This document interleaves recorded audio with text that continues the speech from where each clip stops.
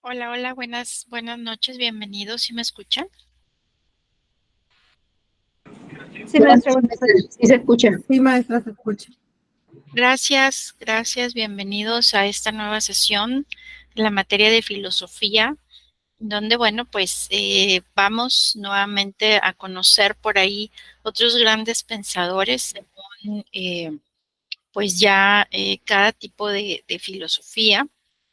Y ahora nos toca ver lo que fue la filosofía renacentista y la reforma protestante. Recuerden que en cada tema vamos a ir conociendo nuevos personajes, cuáles fueron sus aportaciones, de manera que, bueno, podamos ir, de cierta manera comprendiendo eh, cuáles fueron sus aportaciones, el por qué, ¿verdad? Quizás de su forma de pensar según el contexto. Y bueno, pues con ello podremos comprender por qué es que pues llegaron a pensar de la manera en la cual conocemos hasta el día de hoy sus aportaciones.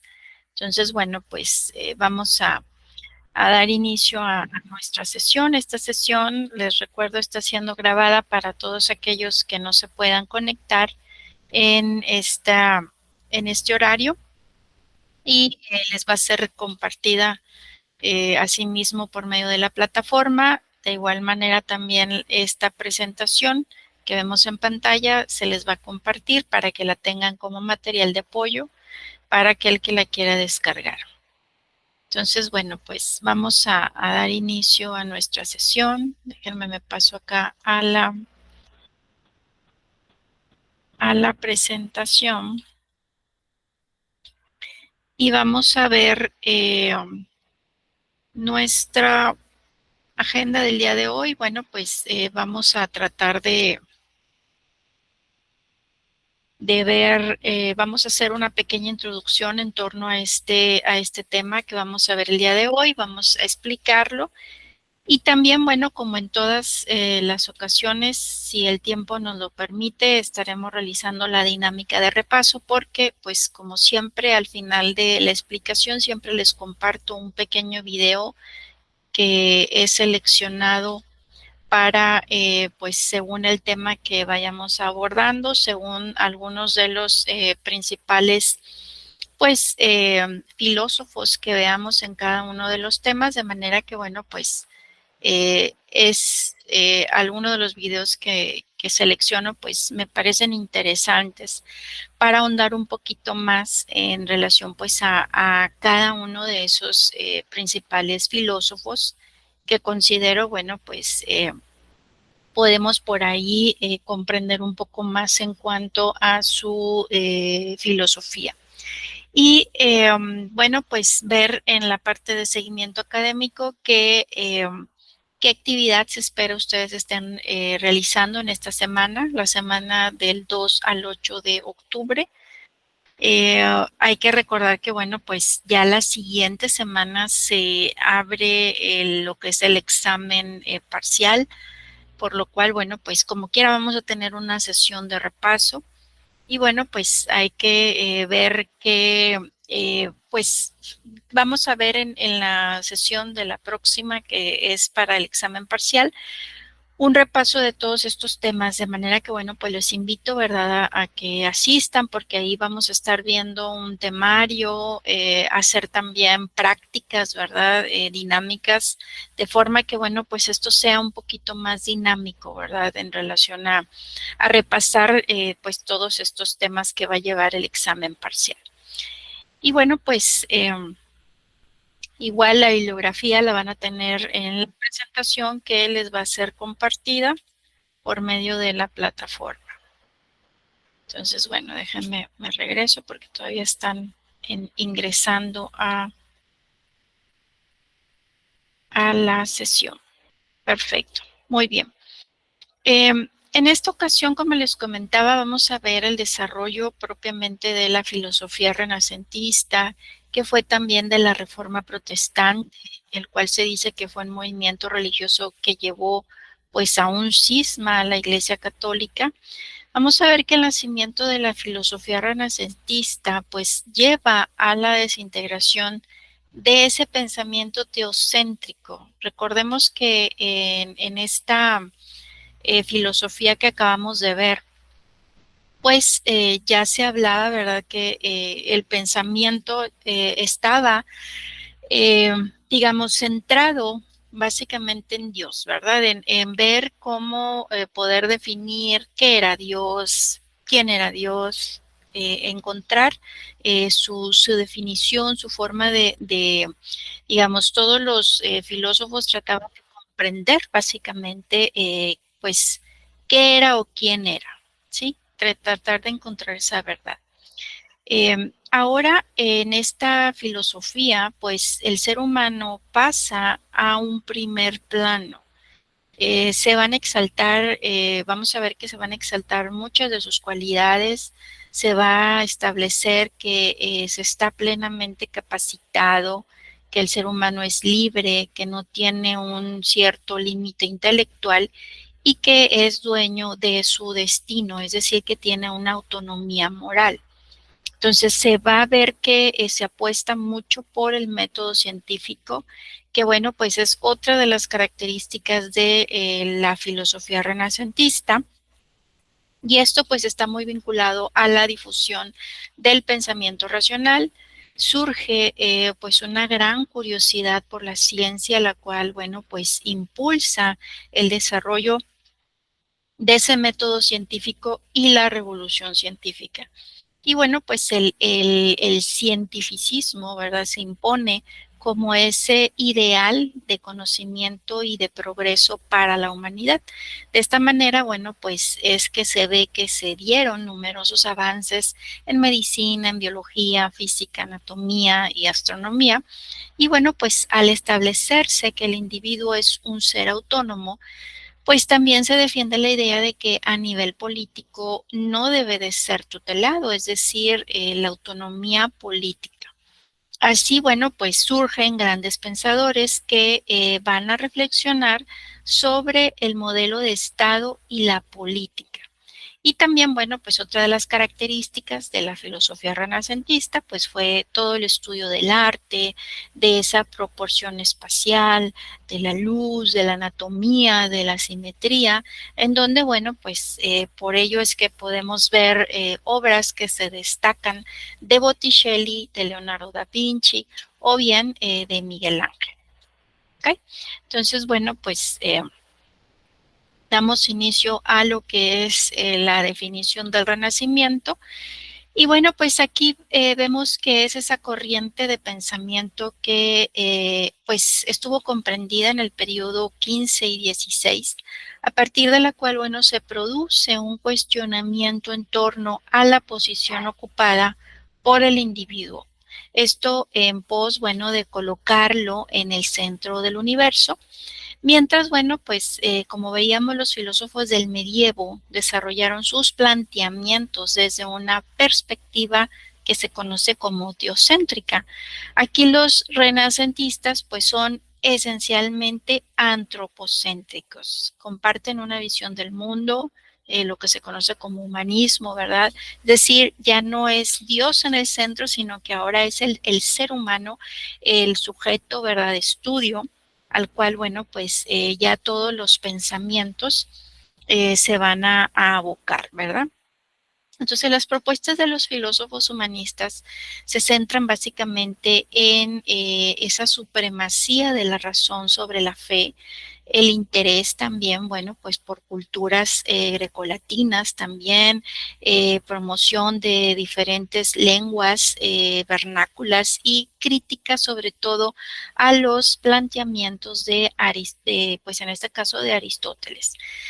Mientras que obviamente durante la Edad Media la reflexión pues era construida en torno a Dios y la interpretación de la providencia o lo divino como sujeto central, pues vemos, ¿verdad?, que aquí en el Renacimiento el humanismo y la reivindicación de una búsqueda de la verdad pues forman esa renovación histórica que luego, bueno, daría paso a las corrientes del pensamiento moderno. Por ejemplo, bueno, pues a lo que más adelante vamos a conocer, que es el racionalismo y el empirismo. Y bueno, desde esta perspectiva también hay un retorno a la naturaleza, a lo natural como cierto marco de verdad y bueno, también de la experiencia humana, al mismo tiempo que se contrapone o se incluye dentro de sí a lo divino o sobrenatural. Entonces vemos que en el pensamiento renacentista pues se postula una búsqueda de la verdad que bueno se expresa como un antagonismo entre la oscuridad y la luz, como pues una iluminación de las ideas frente bueno pues a una rigidez dogmática del pensamiento medieval. Y aquí bueno pues vemos, empezamos con uno de los principales personajes que debemos de conocer en este tema. Tenemos a Martín Lutero. Martín Lutero fue un reconocido alemán, quien fue, bueno, teólogo, fue fraile católico, que, bueno, comenzó e impulsó la reforma protestante en Alemania y cuyas enseñanzas, bueno, pues se inspiraron en esa doctrina teológica y cultural que, bueno, se conoce como luteranismo. Él en su retiro, se entregó a lo que fue el estudio de las Sagradas Escrituras y obviamente, bueno, de la iglesia primitiva. Y bueno, pues como toda persona inteligente, ¿verdad? Este trabajo pues le hizo darse cuenta de ciertas cuestiones. Una que, bueno, pues la Iglesia Católica había perdido, sobre todo, pues ciertas referencias sobre verdades del cristianismo. Obviamente que el cristianismo enseñaba en lo que eran las escrituras. Para Lutero, la más importante era que la salvación solo se alcanzaba con la fe. Y esto, bueno, pues echaba por tierra un negocio que la iglesia tenía montado con algo que se le conocía como indulgencias. Estos eran ciertos papeles que el obispo en turno pues decía y vaya, se emitían para que el alma de una persona se salvara, obviamente a cambio de un precio. Y esto, bueno, por ello es que protestaba Martín Lutero, obviamente en contra de la Iglesia Católica. En el siglo XVI, pues no era ver raro a monjes autorizados por la Iglesia vendiendo este tipo de papeles que se conocían como indulgencias, los cuales, como ya mencionamos, se trataban de documentos que de cierta manera pues garantizaban la salvación del alma a cambio de dinero. Y obviamente ese dinero pues servía para financiar el clero. En sus 95 tesis, Lutero defiende la vuelta a la esencia del cristianismo y tras un detallado estudio de las escrituras, pues Lutero llega a esa conclusión de que solo se alcanza la misericordia de Dios por dos caminos, la fe y las sagradas escrituras. Entonces, estas afirmaciones, que son base de la doctrina protestante, pues obviamente que impactan de lleno en el corazón de la Iglesia Católica de aquel momento, ya que, bueno, pues suponía negar la necesidad de esas indulgencias para conseguir esa salvación. lo que, bueno, pues obviamente implicaba dejar sin financiación a la Iglesia Católica y, bueno, pues terminaba con el monopolio de la Iglesia y los sacerdotes católicos como intermediarios entre el pueblo y Dios. Entonces, de esta acción de protesta frente a ese comportamiento y esas maneras de la Iglesia Católica, pues nace ese calificativo de protestantes para los seguidores de esta doctrina luterana, ¿verdad? Y bueno, pues también se les conoce como luteranos, reformistas o evangélicos. En la revolución científica vamos a ver que se conoce con este nombre a ese cambio drástico en ese modelo de pensamiento que, bueno, tiene lugar en los siglos XV, XVI y XVII en Occidente durante la Edad Moderna temprana. Y bueno, pues aquí esta transforma para siempre todas esas visiones medievales sobre la naturaleza y la vida y bueno, sienta esas bases para el surgimiento de la ciencia como la comprendemos hoy en día. La revolución científica, bueno, pues nace en Europa a finales del Renacimiento y bueno, fue fruto de esas nuevas ideas en materia de física, de astronomía, de biología, de química y con ello, bueno, pues el cambio en lo que es el paradigma filosófico que bueno, pues produce ese movimiento social e intelectual conocido como ilustración. La ilustración es conocida como ese movimiento del iluminismo porque consideraba que la razón pues era esa luz que iluminaría el conocimiento humano para sacar a la humanidad de la ignorancia y de esta manera, bueno, construir un mundo mejor. Recordemos, ¿verdad?, que en la época medieval, pues, como lo hemos visto en el video, se conoció como esa época del obscurantismo. ¿Por qué? Porque solamente los que tenían acceso al conocimiento y los que podían estudiar, pues si recordarán, eran, bueno, pues todos aquellos que querían estudiar para ser pues gente de religión, de la iglesia, ¿verdad? Entonces ellos eran los únicos que tenían acceso a ese tipo de conocimiento. El resto de la gente, pues no, ¿verdad? Entonces, aquí ya en este tipo en este movimiento, pues ya se basa, ¿verdad?, en que se hace este tipo de revolución en el sentido de que, bueno, pues se puedan exponer todas esas ideas porque siempre, pues, también las ideas que se exponían, pues eran tachadas, ¿verdad?, de ideas que no tenían, pues, de cierta manera sustento, ¿verdad?, y que eran, pues, eran ideas que no debían de compartirse, ¿verdad?, incluso hasta satanizadas. Entonces, ya en esta revolución, en este paso que se da, ¿verdad? Bueno, pues ya de cierta manera, bueno, pues se emplea lo que es el método científico, ¿verdad?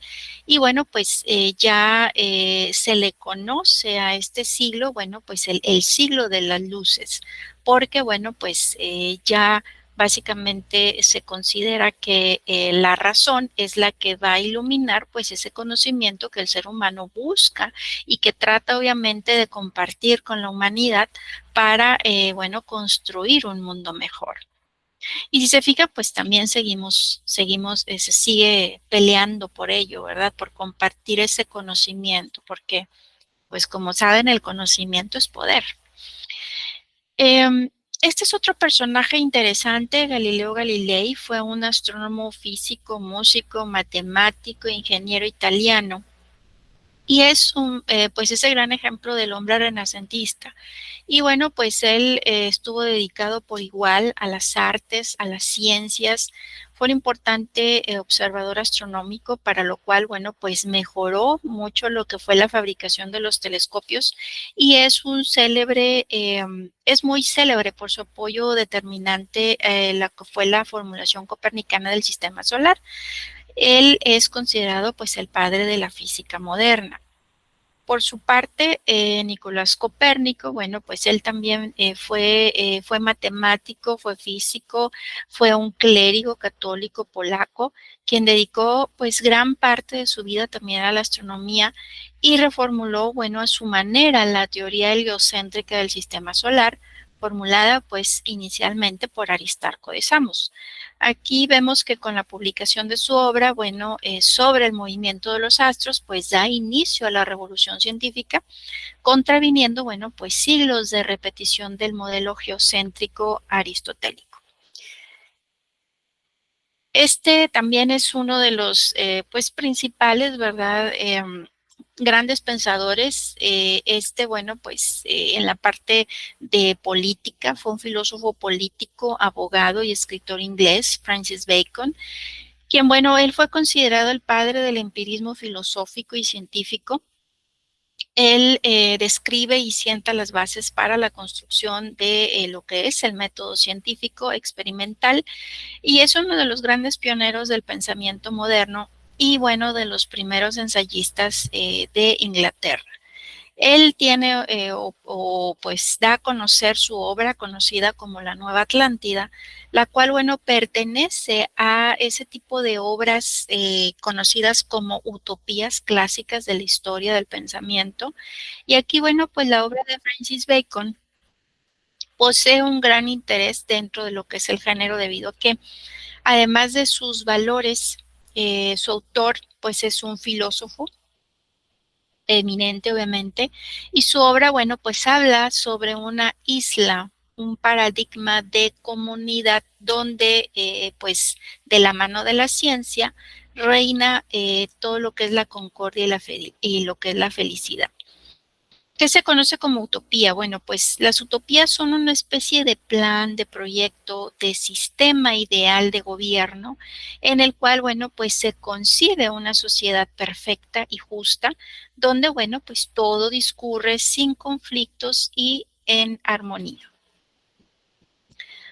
No sé si por ahí recordarán pues quienes ven todavía películas de dibujos animados, precisamente hay una película que se llama Zootopia. Entonces, pues a eso nos referimos con la utopía. No sé si por ahí alguien la llegó a ver.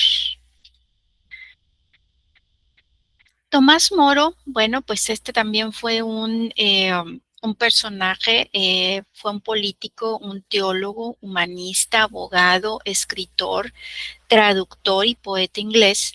Y él, bueno, pues también tuvo obras importantes conocidas como por ejemplo Utopía, en la cual, bueno, pues él también abordó problemas sociales de la humanidad. En este libro, bueno, pues él planteó la posibilidad de crear un estado justo en la que, bueno, todos sus habitantes alcanzaran la felicidad por la organización del Estado que creen es la mejor y única forma de gobernar honestamente. Él fue, bueno, pues un político honesto, que yo creo que hoy en día, pues como que es difícil de concebir, ¿verdad? Él, obviamente, se le consideró que era un político honesto por su afán de servir, porque veía la política como su modo de servir a Dios, su vocación. Lamentablemente, Enrique VIII lo mandó decapitar porque este rey quería anular su matrimonio con Catalina de Aragón para casarse con Ana Bolena. Entonces, ¿qué hace? El rey rompe relaciones con el papado, se apropia de los bienes del monasterio y exige al clero su sometimiento. Y es entonces cuando Inglaterra pasa de ser religión católica a anglicana. Tenemos también a ese otro personaje conocido como Tommaso de Campanella. Él fue un filósofo italiano renombrado que, bueno, hizo varias contribuciones significativas a la filosofía. Sus ideas y obras, bueno, pues también abarcan diversos campos filosóficos, incluyendo, bueno, pues la filosofía política y, bueno, pues la filosofía de la mente y la metafísica. Y bueno, pues algunas de sus aportaciones más destacadas fueron, por ejemplo, La Ciudad del Sol. En esta obra, Campanella, pues presenta una visión también utópica de una sociedad ideal basada en principios filosóficos y religiosos. Y bueno, pues propone una comunidad en la que la propiedad privada y el individualismo pues se eliminarían en favor de la propiedad común y la igualdad social. Esta obra influye en la tradición utópica y en la posterior filosofía política. También dentro de sus aportes, por ejemplo, en la metafísica, existe una obra que se conoce como Ateísmo Vencido, en donde, bueno, pues defiende la existencia de Dios y aboga por una interpretación teísta del mundo. Su metafísica incluía la idea de que todo el universo pues estaba interconectado por una fuerza divina. Y en cuanto a filosofía política, pues además de la obra Ciudad del Sol, aquí Campanella, bueno, pues escribe sobre temas políticos en otras obras, abogando siempre por un gobierno teocrático basado en principios cristianos. Esto pues influye obviamente en ese pensamiento político y en esa discusión sobre la relación entre la religión y el poder político. Según Tommaso de Campanella, la filosofía tiene la misión de despertar ese primitivo conocimiento de sí. Y este argumento pues parece anticipar de alguna manera a ese pensamiento de René Descartes que es el famoso pienso, luego existo. Esto lo vamos a ver más adelante, pero bueno, pues como ven, todos esos pensamientos se van tomando de base para ir construyendo pues nuevo conocimiento, ¿verdad? Que esa es la idea, de ser crítico en relación a todos los aportes que dan pues todos estos personajes, ¿verdad? Y sobre todo el ser humano es capaz de ello, ¿verdad? Por consiguiente, pues de ahí la importancia de la filosofía, ¿verdad? Y por último, bueno, tenemos a Nicolás Maquiavelo. Él fue un político, escritor y filósofo del Renacimiento italiano, cuya obra principal, bueno, pues se conoce como El Príncipe.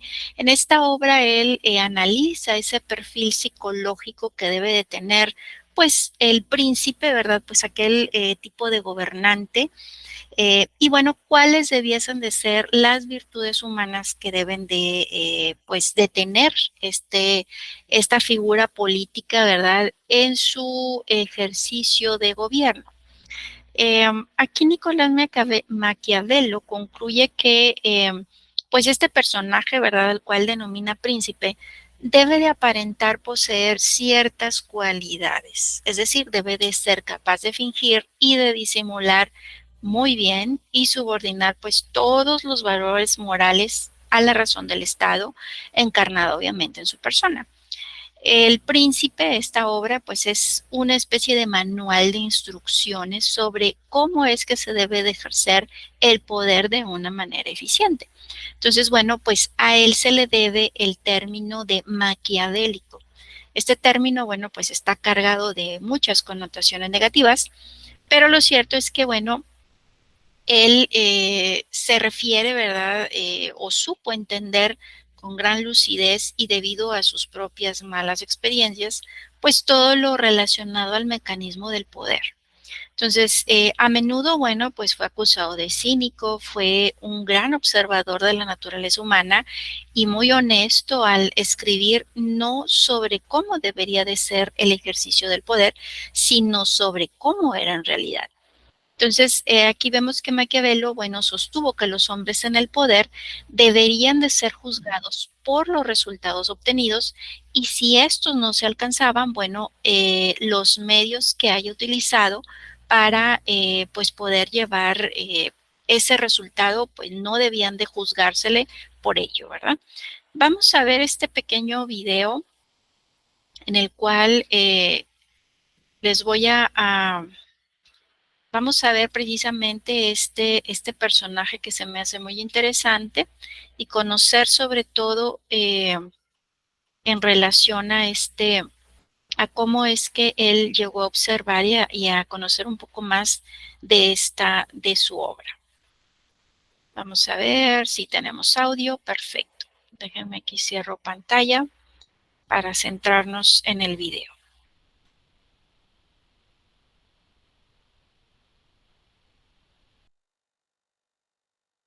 Se ha convertido en un adjetivo que significa engañoso.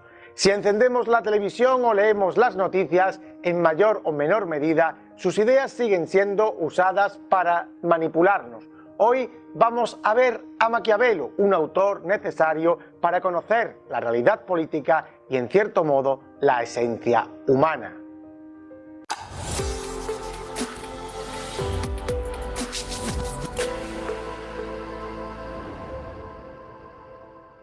Nicolás Maquiavelo nació en 1469 en un pequeño pueblo muy cerca de Florencia, llamado San Cacciano in Val di Pesa.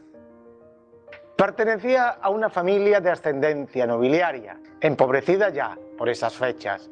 Su padre era abogado y un hombre culto, como culta parece que también fue su madre.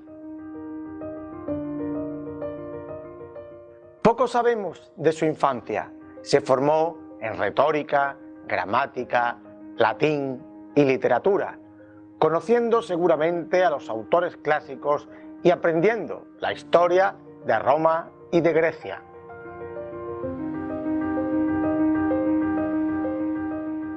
Posiblemente continuó sus estudios en la Universidad de Florencia, pero no tenemos constancia. Coincidieron sus primeros años con la época dorada de Florencia, con el apogeo del Renacimiento impulsado por la familia Medici, con Lorenzo el Magnífico a la cabeza como principal mecena de las artes.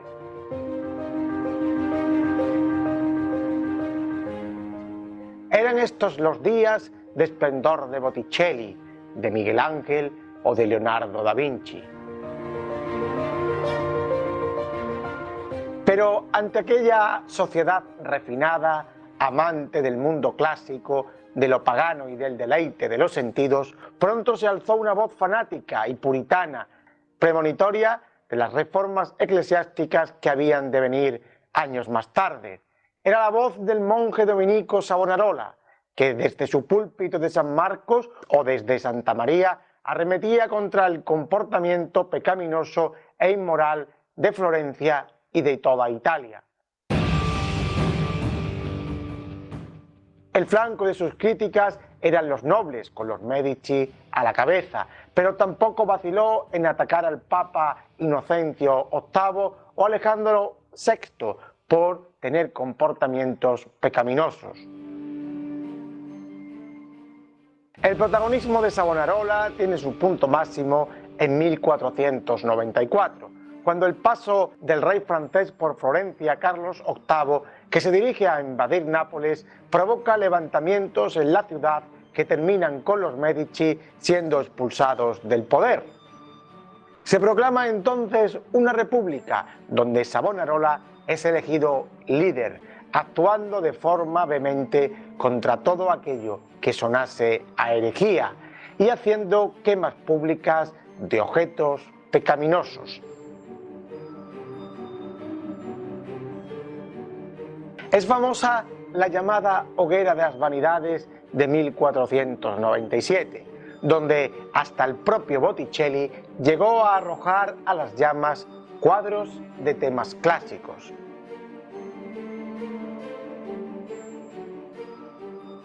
Pero el fanatismo de Savonarola llegó a su fin en 1498, cuando el propio monje, en su pulso con el Papa, fue excomulgado y perdió la confianza de los florentinos, que no dudaron ni un momento en torturarlo, ahorcarlo y arrojar su cuerpo a la hoguera.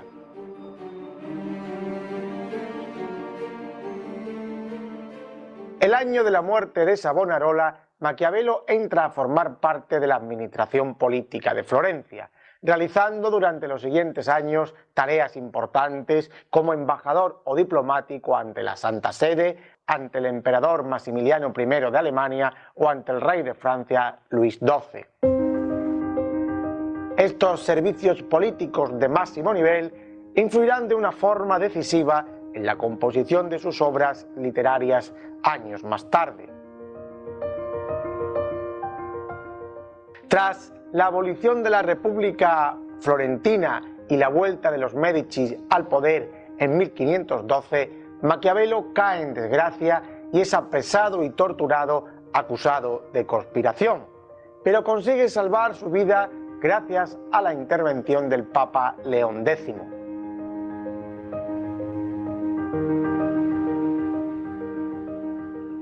Maquiavelo debe desterrarse de Florencia y se refugia en su pueblo natal, donde conserva todavía algunas propiedades. A partir de ese instante y hasta su muerte en 1525, Maquiavelo se centra en la escritura de su obra literaria, política y filosófica, tarea que compagina con el propio trabajo diurno de los campos, pues su situación económica no es boyante, aunque en 1521 recibe una amnistía y llevará a cabo algunas tareas en Florencia que le harán mejorar su situación económica, como mediar en la liberación de unos comerciantes del todopoderoso gremio de la lana. Aunque escribió más de 20 obras, Maquiavelo ha pasado a la posteridad por dos libros fundamentales y complementarios: los discursos sobre la primera década de Tito Livio y El Príncipe, siendo este segundo uno de los libros de política más importantes de la historia.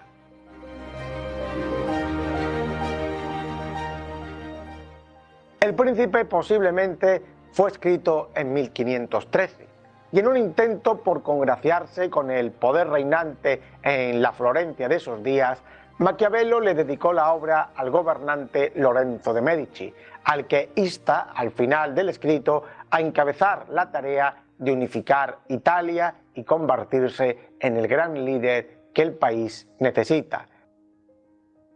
Pero la obra fue ignorada por Lorenzo y no obtuvo el éxito que su autor buscaba. El Príncipe está escrito a imitación de obras medievales, que eran guías prácticas de consejos para gobernantes, tipo Espejo de Príncipes, pero con la particularidad que exige la toma de la acción.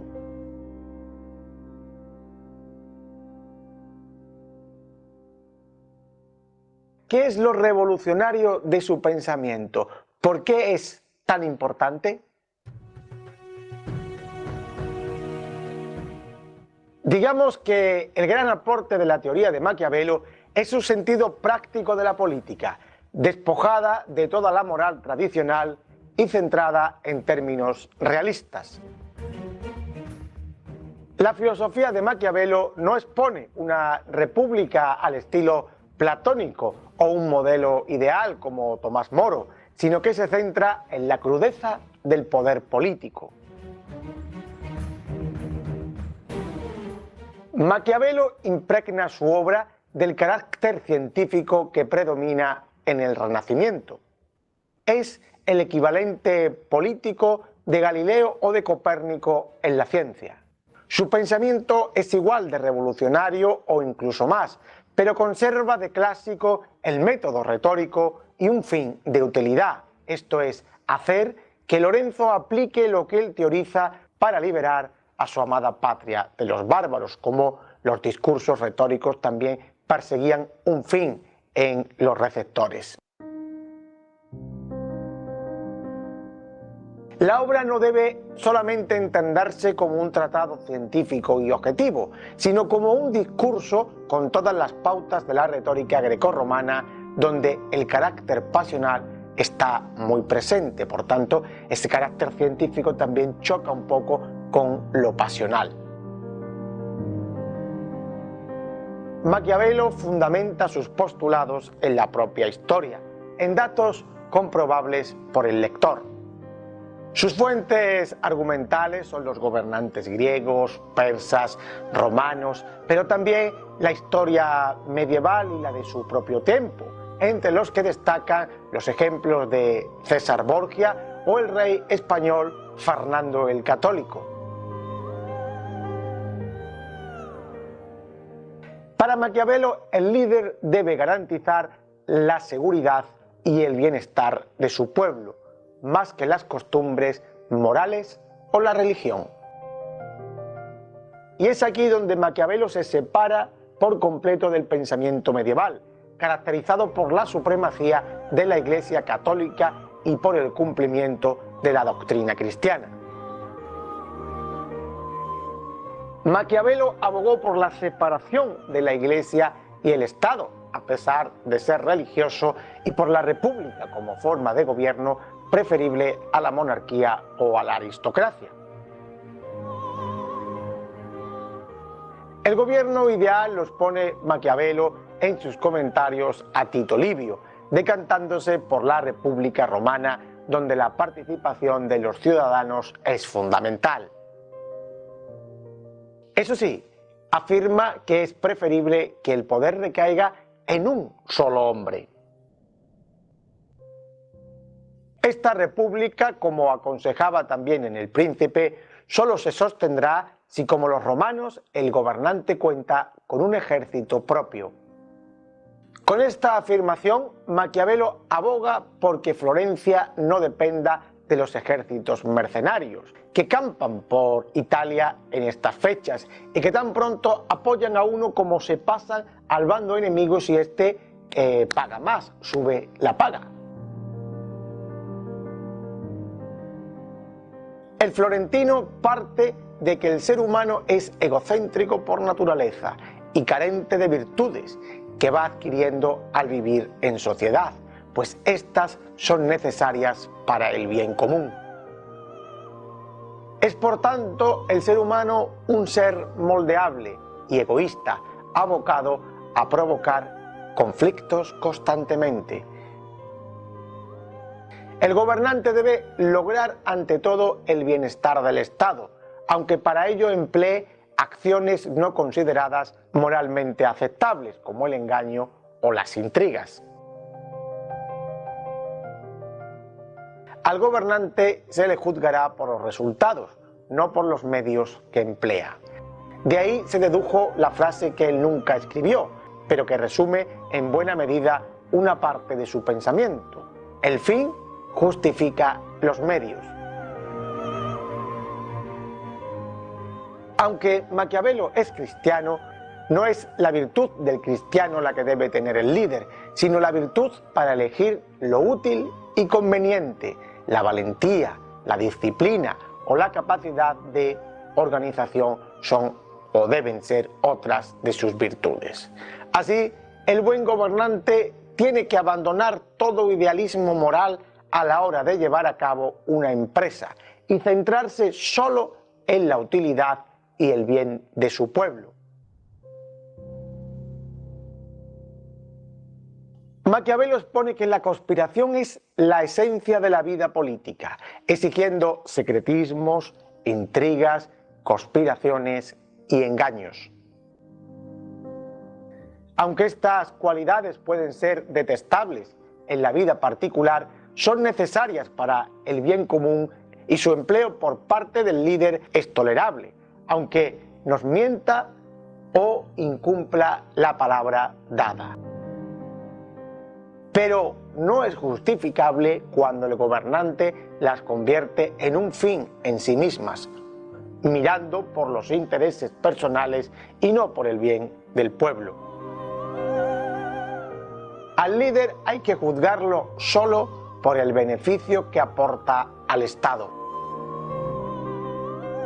Maquiavelo declara que el oficio principal del príncipe debe ser siempre la guerra, tanto hacerla como adiestrarse para ella en tiempos de paz, a base de estudios teóricos y del terreno, entrenamientos físicos, estando preparado por si llega la ocasión, ya que el mundo está en constante acción y cambio y uno nunca puede quedarse parado.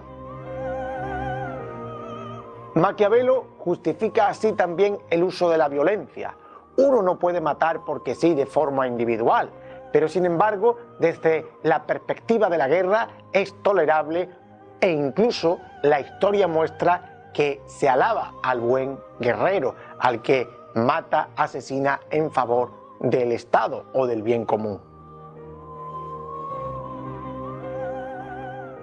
La fortuna es otro de los elementos interesantes presentes en El Príncipe. El líder debe enfrentar a la fortuna constantemente, que siempre es inesperada. El buen líder debe emplear frente a ella la virtud, pues es la única forma de salir victorioso, criticándose la corriente común de que nada se puede hacer contra sus achaques.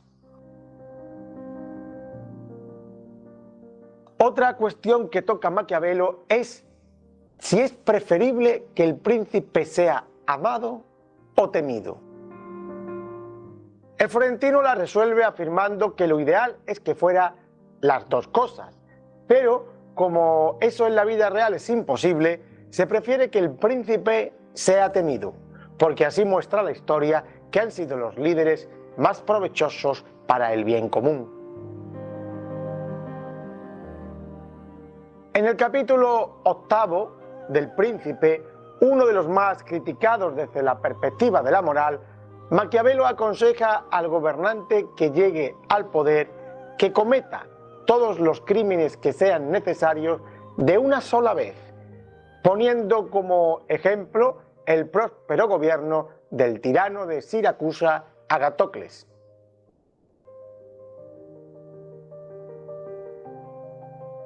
En su obra, Maquiavelo analiza otras muchas cuestiones interesantes, como por ejemplo, cómo debe el príncipe comportarse con los que están a su alrededor. Así, aconseja que a sus ministros los tenga siempre contentos y los enriquezca lo máximo posible, o que se libre de halagadores o sirvientes que le digan las franquezas innecesarias si él directamente no se lo pregunta. El florentino indaga también otras cuestiones como la forma de llegar al poder o de actuar frente a enemigos poderosos o incluso la obligada participación en guerras que le atañen solo indirectamente. Por ejemplo, afirma que el que llega con apoyo del pueblo al poder se mantiene con más seguridad que el que llega con apoyo de los nobles, porque la finalidad del pueblo es más honesta y basta con no oprimirlos para mantener su favor, pero los nobles tienen más deseo de poder. Lo peor que le puede pasar a un príncipe es que no lo quiera su pueblo y que además lo abandone.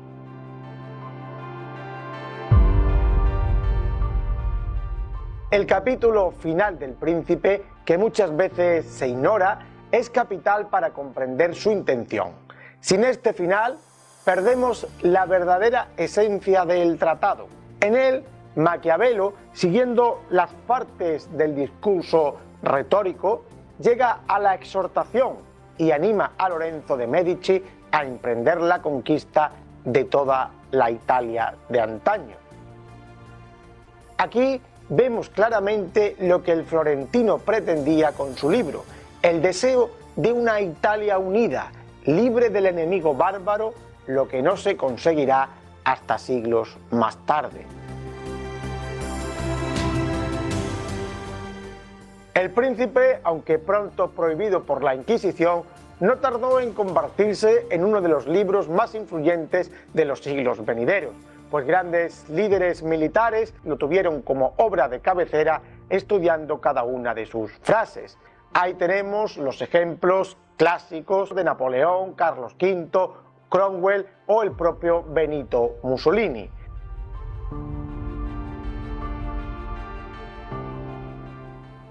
Pues hasta aquí, amigos, nuestro paseo de hoy por el mundo de la filosofía política. Recuerda que tenemos cientos de vídeos en el canal por si quieres seguir profundizando en el saber. Ya sabes que si te ha gustado nuestro vídeo, nos puedes dejar un like, suscribirte a nuestro canal, comentar y compartir.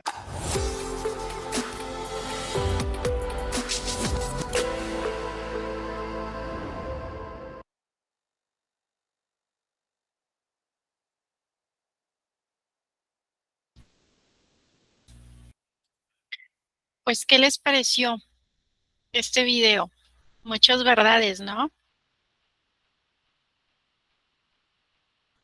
A ver, los escucho por ahí, o ya se me durmieron.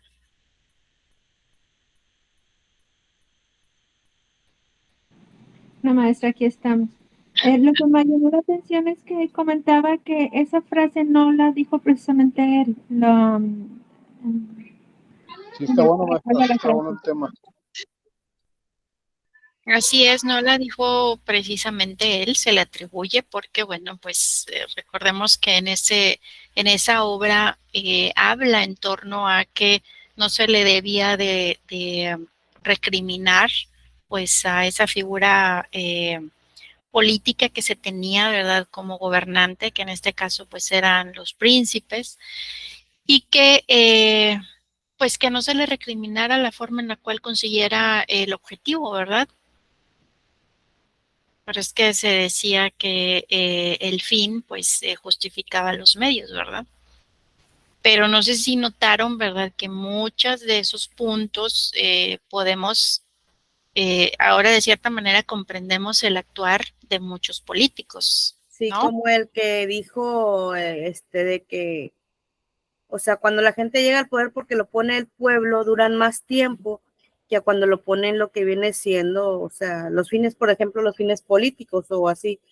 ¿Por qué? Porque el pueblo es el que apoya realmente, ya sea a un presidente, a un gobernador, a, no sé, a una persona que sea, que quiera ayudar al pueblo, pues, o sea, si nosotros lo apoyamos, pues va a durar más tiempo en el poder que una persona que haya sido puesto, como decía uno anteriormente, por dedazo.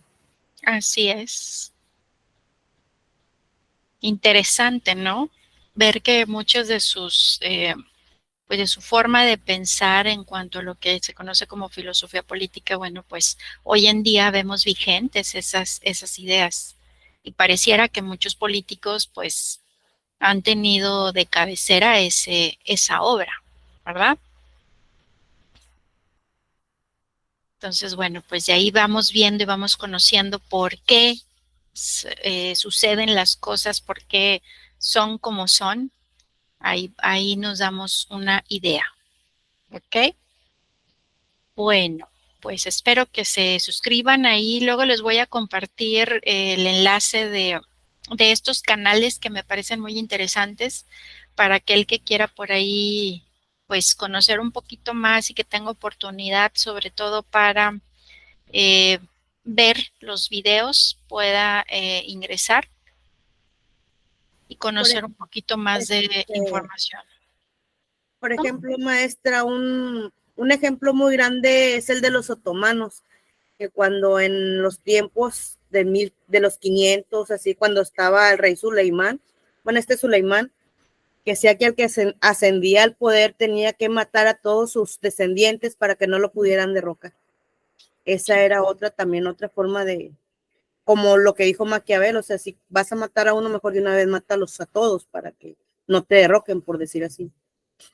Sí, así es. Pues muy bien, qué bueno que les gustó por ahí, que les llamó la atención. Vamos ahora a ingresar ahí a esta aplicación. Son nada más 4 preguntitas en relación a pues estos personajes que vimos el día de hoy. Ver si los logramos identificar según su aportación a la filosofía. La clave de acceso, quienes estén conectados y se puedan pues puedan ingresar aquí a la aplicación, hay que ingresar a kahoot.it y la clave de acceso es 7333981. ¿Ok? Entonces vamos a ver un minuto más para dar Me acceso. repite otra vez la clave, por favor.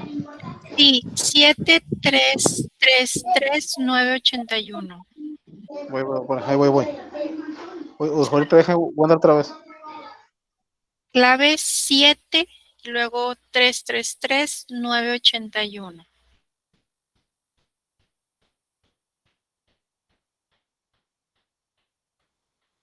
¿Ok? Entonces, los que se logran conectar, porque ya vamos en tiempo, no pasa nada. Aquí nada más la idea es, pues, repasar estos temas, este tema que acabamos de ver.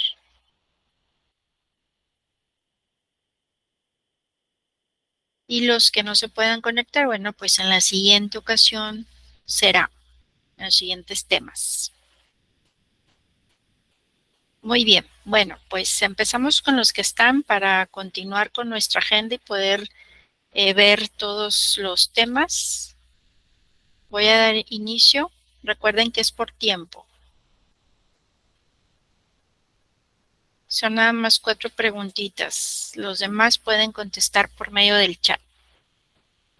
Y esta primera pregunta nos dice, ¿qué es ese teólogo que impulsó la Reforma Protestante? ¿Se acuerdan cómo se llama? ¿Quién fue este personaje que impulsó la Reforma Protestante?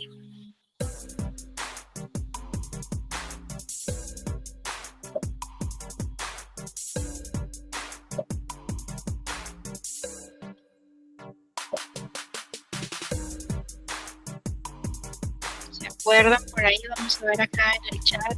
Contesta por el chat.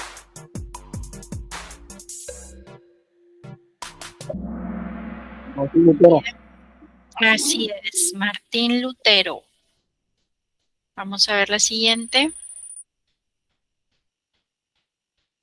Nos dice que es autor de la obra El Príncipe, lo acabamos de ver. ¿Cómo se llama? En esta obra se analizan cuáles fueron las virtudes humanas que debe de tener un gobernante. ¿Cómo se llama este personaje? Acabamos de ver su video, su biografía.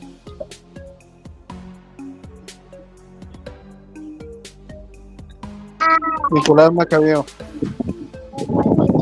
A ver, vamos a ver.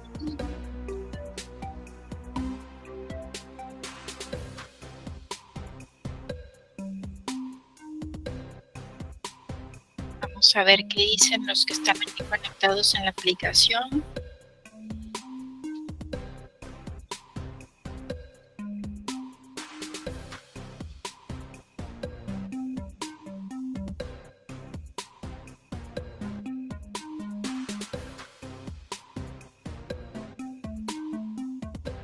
Muy bien, la respuesta correcta efectivamente fue Nicolás Maquiavelo. Vamos a ver la siguiente.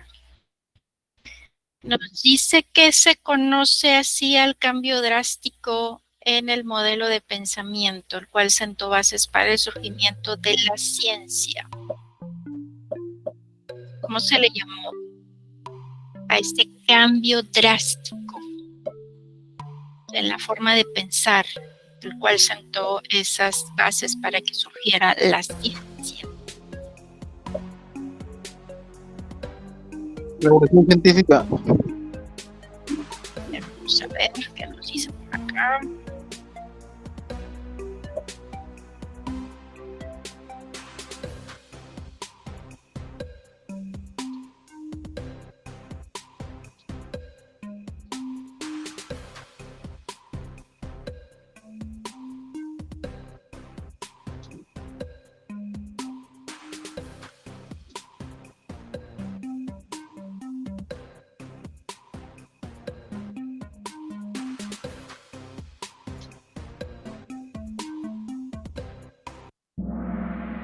Muy bien, así es, revolución científica.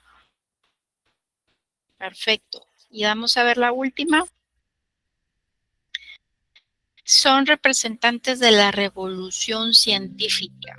¿Cómo se llaman estos personajes?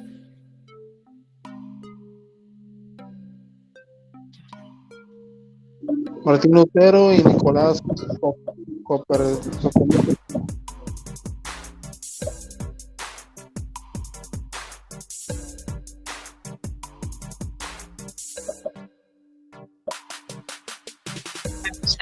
Vamos a ver.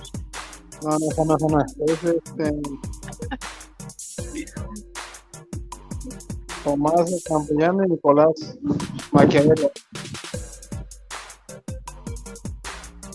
Revisen bien los personajes. Vean bien.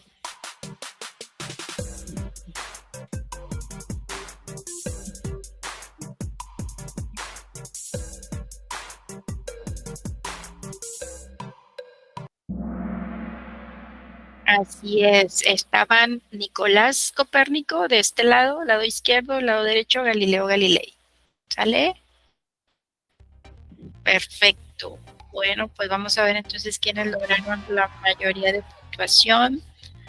Miranda quedó en tercer lugar. DH, no sé quién se registró así. ¿Y quién fue el 30? A Fernanda.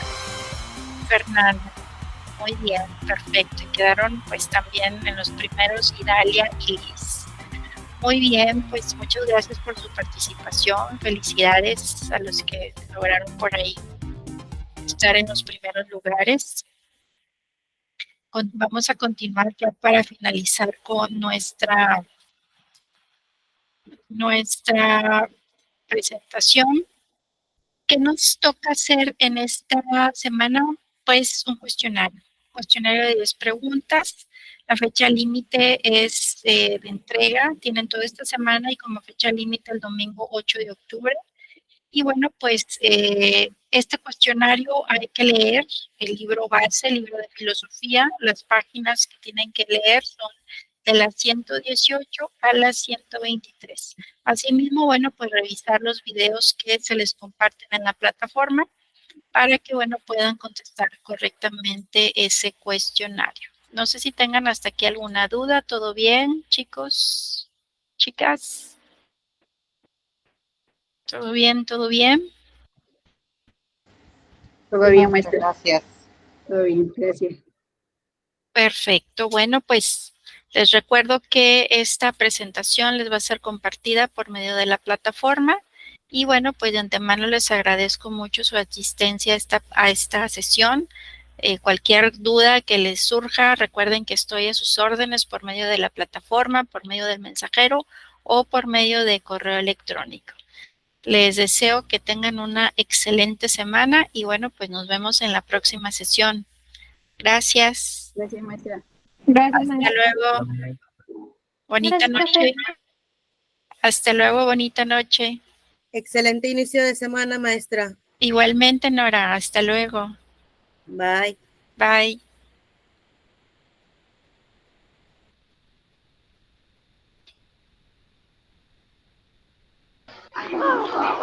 Se desconectó, profe.